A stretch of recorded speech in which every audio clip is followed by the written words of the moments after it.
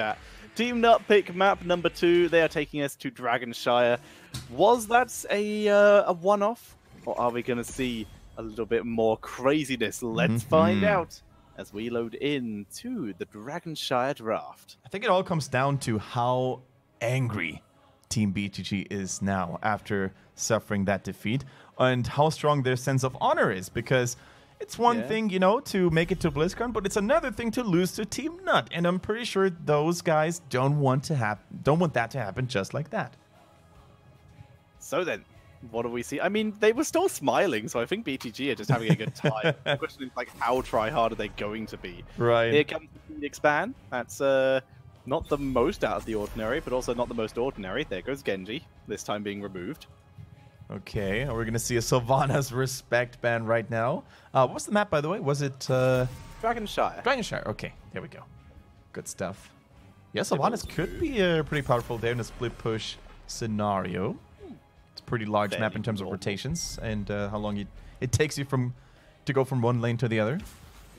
BTG is still smiling, but they're starting off normal. Decade this time. No cheeky Abatha drafts this time. These tryhards, you could almost think they would do this for a living.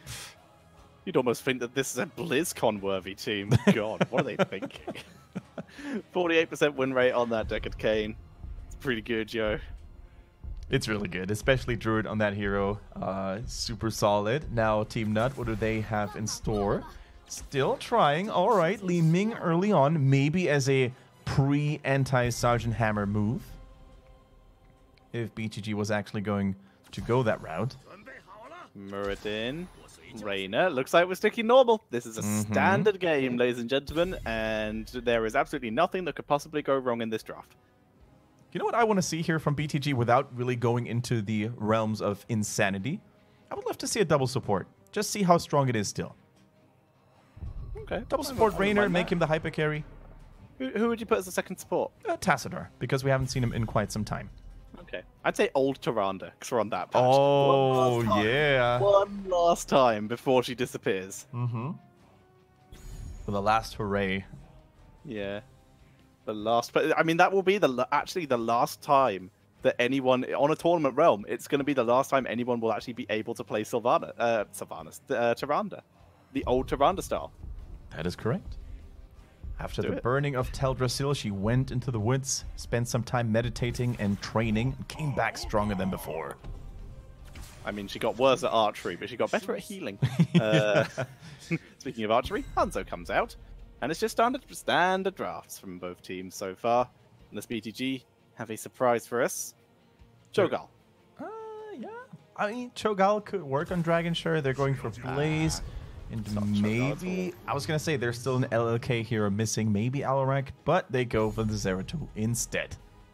Yeah, Zeratal's normal. And Stukov. Well, we don't have Sylvanas, so we have my other favorite hero. Well, my third favorite hero because Gazlo is second. But Stukov is my third one at the moment because he is great. All right, good stuff coming in here from both teams. So let's see what they can do. It's hard to say who really had the upper hand. I'm just getting all of a sudden like really scared for TeamNut because it is now a normal standard in meta game. And BTG have shown us multiple times that they are just almost undefeatable in that case. But that one victory might have also just given them, you know, a little bit of momentum, TeamNut. And they've done it before. Maybe. They have taken them down in the standard game before. They have. They did. They're the first team to do so, in fact, during HGC China. They did it during week 2 in... Hang on, where was it? Trying to find it. No, was it week 1? No, it was week 2. Wait, I've lost the game. I think it was in week 2. I wouldn't put my finger on it, though. BTG 2-0. BTG 1-1. Okay, so no, it was the one, who took the first map off of BTG, but TeamNut were the second. With a second, and then came RPG, who took a 2-0 against them. Yes, it was on Volskaya Foundry by TeamNut. It's the only win of a Nazebo outside of the one of only 2 wins of Nazebo this season for HGC China. They did have the Reyna and the Stukov in it, but this time they only have the Stukov. Gotta go fishing sometimes. Beautiful shot there once again by our Chinese observers. Good to see that come in as well. 619, LLK, Druid, Dancing, and Locktar are playing for BTG. On the right, it is TeamNut 1-0 up here with Mercy, Atui, Malthael, Nightmare, and Dia.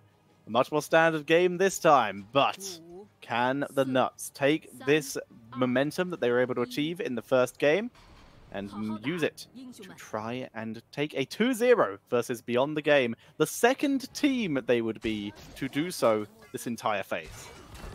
Alrighty then. Let's see what the teams have to offer in this slightly more meta standard game. Pretty sure BTG is furious and desperately trying to, make up for that shameful display. No, it wasn't shameful. It was graceful. Yeah. It was absolutely glorious. They were smiling and laughing, so I think they're still having a good time. I mean, how could you be mad? You're going to BlizzCon. You cannot complain here. No matter what happens in the playoffs, you are going. And right now, the trap is set. Mercy. Will he fall into it? Nope. Being very patient. Looking safe. Well done. And that is exactly what you should be doing if you're in a solo lane, caught in there as a ranged squishy. Although you're Hanzo, although you have your natural agility, right? Better be safe than sorry against heroes like Muradin and Zeratul, who can jump over walls. So even if you scout the bushes sometimes, you actually have to stay passive because, once again, these heroes can surprise you from almost any angle. Locktar getting caught here, getting flung back. The silence was interrupted. They turn it around. They turn it round as Zeratul and Muradin come in, and with that, Atui will certainly fall. He is taken out by 619, and there is going to be maybe a counter dwarf toss. 619 getting chased down, and the counter kill is acquired by Nightmare. That was really cool. At first, I was like, Dia just knocked back Muradin even closer to that Stukov, but of course he was aware that he would knock him also into tower range, and with then the follow-up crowd control happening from Garrosh, it was a really nice turnaround. That it was, as both teams head back into lanes. A Bruiser camp is being started by TeamNut. It looks like Zeratul and Muradin will do the same for BTG, just a little bit slower. All right, in the meantime, we see the duel of the ranged assassins go down in the bottom. Raynor against Hanzo. In a normal situation, I think Raynor should come out on top, but if he stands in one of those choke points near the shrine, for example, and a good scatter arrow hits, then Hanzo might all of a sudden have the upper hand. Stukov also rotating down there. It looks like they want to support this mercenary push at least a little bit more. Shots coming in from the Raynor. Keeping himself nice and safe though, positioning-wise, which I'm quite happy about. Not going down. Physical armor though, coming in from that Stukov, going to be incredibly effective against this composition. Biotic armor is a pretty solid talent against physical damage, as you said, especially against Zeratul, his auto attacks, and the Raynor, of course. What it does is it provides 15 physical armor on every target that is affected by the healing from Stukov, and upon activation of the bio kill switch, it will then add additional 35, making it a 50 physical armor total for a certain amount of time. Which is pretty good, but in the time this Merc camp was being grabbed, we do see the shrine being taken for a short amount of time, but Yrel was able to get top. This means that this will be a double shrine for TeamNut. Can they make anything happen? Zeratul and Muradin are just camping the middle dragon statue, but while that's happening, that means less defense for this push. But however, that's neutralized by the fact that Blaze was able to reclaim top, at least for the moment. All right, here we go. The tower falls, and TeamNut is still in advance here, but reinforcements have now arrived for Beyond the Game, and they're trying to close the gap here. Only the solo laners are now left alone, finally. There is nothing more annoying than when you're a solo laner and there is all the action going down in your lane. All you just want to do is soak and have a little bit of a good time. TeamNut moves out. Once again, just controlling this bottom area. They have double channel again, but again, Blaze interrupts. Yrel in a little bit of danger, actually. Getting ganked. Where's the Avenging Wrath? There it is. But the damage is still pretty good. Quick Q, and she stays alive.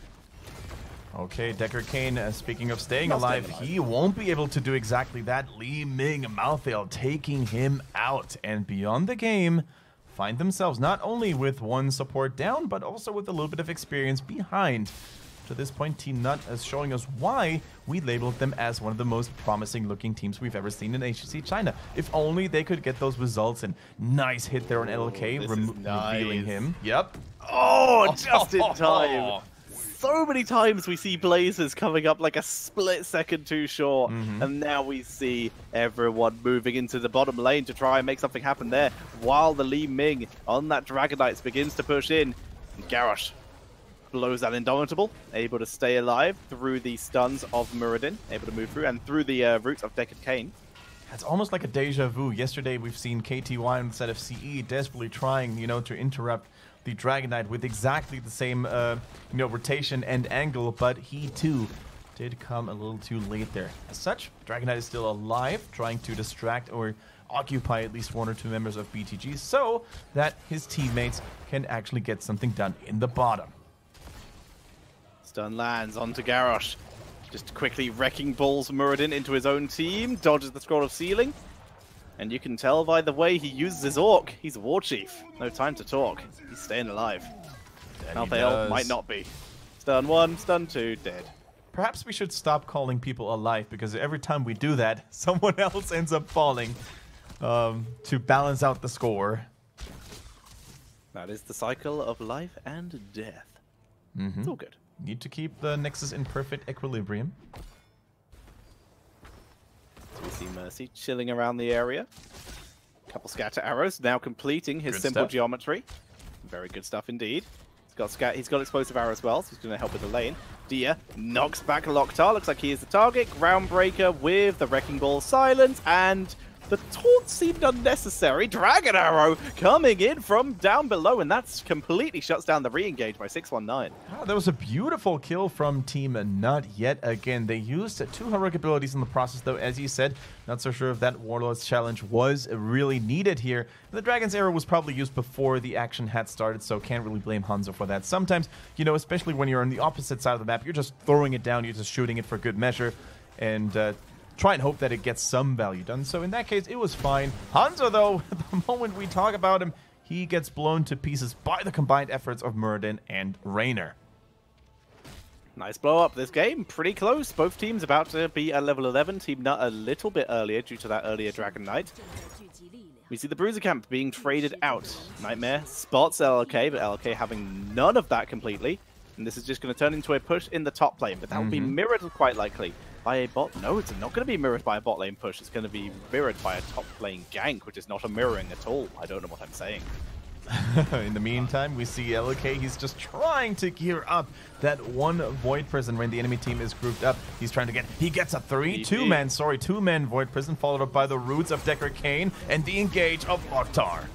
Ardent Defender, but Lord Nado, they wrap around the towers, and they might actually all escape. Mercy pinging in arrows. This is a 5 versus 4 in favor of TeamNut. Bunker gets dropped. They once again try to focus onto Loktar with the taunt, and down he goes. And TeamNut pick up another kill, but all this time, Raynor has been pushing bot lane. Yeah, BTG was willingly feeding there to buy more time for the Raynor to do his nasty work in the bottom, with those mercenaries, with the minions as well. Hanzo trying to catch him off guard. The wave of force is good. Dismounts dancing, but the slow is even better. Yeah, good cube. Saves dancing. He's able to escape here. Dragon Arrow now on cooldown. Dia will be able to escape. Muradin does not do enough damage, and Zeratul will not be here in time. Oh, well, he might be if Dia overextends. Oh, if they all run up there. Okay, Muradin's able to recapture top, and that prevents the DRL, who was thinking about delaying, but lost vision of multiple members, so decided to back up. What a game by TeamNut, actually. You can definitely tell that BTG is not messing around, right? It's not like they all of a sudden are not trying anymore. They're just willingly, giving this series over to TeamNut. It's definitely them trying, and TeamNut is currently facing them on an equal power level. Very impressive by them. TeamNut, most improved award. Can definitely give them that this season, if there was such a thing. As we do. There is a thing, we just made it. So as such, bot lane retaken by BTG to prevent the double channel once again, as a second Dragonite in a row would be pretty unfortunate for them, as the XP still ever so slightly ahead for TeamNut. They're actually rotating multiple members down here, grabbing the Siege Giant camp, looking for the double channel again. Muradin is already top to try and take that back, but Yrel can maybe give him a bit of a scuffle and a run for his money if she wanted to, but with multiple members of BTG on the way, Yrel probably is just going to want to leave it. Yeah. There you go. Finds DG. She definitely wants to get out of there, get to safety for now. A couple of hard-hitting and strong talents available now for BTG, by the way. The Ancient Blessing by Decker Kane, super good in unison with Raynor. Raynor himself went for Giddy Up. Standard talent allows him to be a little bit faster after using Inspire, and also has a faster mount speed, which comes in very handy when it comes to rotating. He's in position now. The silence is pretty good. Li Ming tries to turn it around, but they can't get the angle. In the meantime, the Bruiser camp keeps pushing top lane. Yarel immediately begins to make her way up there, but they have to turn around because the second engage coming in. The flailing swipe, not enough thanks to those new habits. Lornado just short of catching out Stukov, but that was a big deal kill for BTG, as now they're finally ahead in XP and are going to look for a Dragon Knight. And with that zoning by Locktar, they will get it. Wonderful anti-healing, super well timed as well, once again, to get that kill on lock. Garrosh is a tanky boy with a lot of armor, but if the healing gets reduced by the support of the enemy team, then even he will find himself in a little bit of trouble. 619, easy, doing what the dwarf does best, tanking all those fort shots, and with combined efforts, they're going to take that down. The Dragon Knight, in the meantime, keeps everyone occupied in the middle. Muradin landing a Stormbolt. Actually wanted to go for Li Ming, I believe, but Hanzo was standing right next to her. So, we see the lane getting taken down. And that's the first fort of the game. First Dragon Knight that TeamNut were able to acquire was not able to do such. And that's going to give 16 to BTG when they take out top lane as well. And they are in a much better position now. BTG finally starting to get that momentum. Yeah, good game sense as well by Irel, you know, anticipating that gank, that rotation, and going into the least obvious and accessible bush there. So Muradin couldn't interrupt here. Here is a full-blown teamfight going on right now. The Lornado is keeping Garrosh at bay. Someone is running away from the teamfight. It is Hanzo. He was brought down so low by Jimmy already. Reduced healing on Garrosh yet again. Can they take the Orc down? He goes down this time, and now Dia does not want to be here, but is getting chased. That's bad news here. The Ardent Defender keeping him alive for the moment, but it's 5v1. Gets him picked off, and that is a triple kill coming in for BTG. Yeah, Raynor was actually able to finish the job there and hunt down Hanzo. His Raider probably prevented him from mounting up. And then with Giddy Up, the talent that we mentioned earlier, he had his own superior movement speed to basically catch all the way up. And BTG, they are back in town. They're trying to make the second game on Dragonshire theirs. All three keeps have been destroyed. The mercenaries have been taken. The top lane is still distracting. Looks like BTG wants to basically paint the map blue. They're starting 3 mercenary camps at the same time, it seems. Muradin's just scouting, as for now. 619 on that Muradin has to back up, as Garrosh, even pre-16, is still pretty scary because he's Garrosh. So he has to back up, doesn't want to get caught out of position. Top lane getting cleared up. BTG immediately take the opportunity of seeing multiple heroes top lane to steal away this mercenary camp, which will mean they have a triple mercenary bot lane. That is insane. They timed these mercenary camps almost in perfect synchrony. Only that left Siege Giant camp is, you know, a little bit behind, but it will arrive in time, I'm pretty sure. And this Tetcher, like with the amount of bodies they have to intercept Li Ming's abilities and the ability protection coming in from the wizard minion, I think this could be actually a game-ending push if they find one kill, and they do find it. Stukov going down. Bad news here for TeamNut. The triple mercenary push moves straight into the keep, and that will 100% go down. But talents are still even. 30 seconds until Stukov. That's a long time. BTG, though, slight hesitation, it seems, on wanting to end. Dia dropping low, Nightmare dropping low. They dive under keep. Malthael, though, escapes. Mercy also low, but it's all about the delay tactics. Both the assassins, Malthael and Mercy, porting back. Dia and Nightmare are just trying to delay. Dia dives deep, gets the Ardent Defender off, though, as in comes Malthael, looking desperately for a reset. Nightmare is gonna drop. All they need is one kill. TeamNut, that is, for the resets with Li Ming. They're desperately trying to find it, but Dancing is reigning supreme. Unloads all of his damage onto the poor target here. Hanzo, empowered by the slows of Blaze. He uses that ace in the hole. More damage coming down there. AoEs are taking the health bars alone. Here goes the reset.